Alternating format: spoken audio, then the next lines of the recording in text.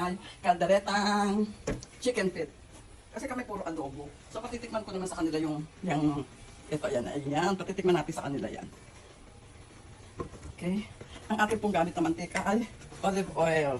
Ayan po. Ayan, olive oil talaga gamit natin. Lagyan na natin. Ayan, mantika. Nilagyan natin ng mantika. Ayan, konti lang kasi mainit na sobra. So, lagyan na natin ang bawang, sibuyas, kamatis. Ayan. Hindi natin parang nakahaba. Samantha! Sam! Hello, good morning mga Lods. Another day, another vlog. Andito tayo ngayon sa aking kitchen. Dirty kitchen. Makita nyo, inom ako ng olive oil, so na-late lang. Open ulit natin itong kanan. Ayan. So, ang iluluto natin ay, hulaan nyo mga Lods, mataas ang kanyang protein.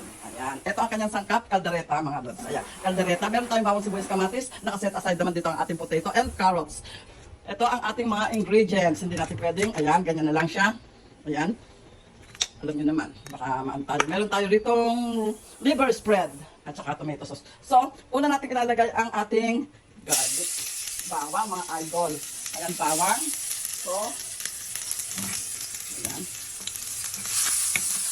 Bawang, dyan na lang nakag mo na yan. Okay? Pagkatapos ng bawang, lagay natin ang sibuyas or onion. Okay? Ayan mga idol.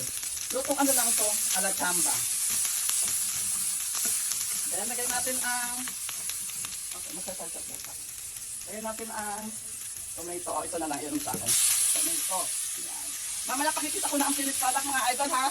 Okay, don't forget subscribe and like kung pwede ha.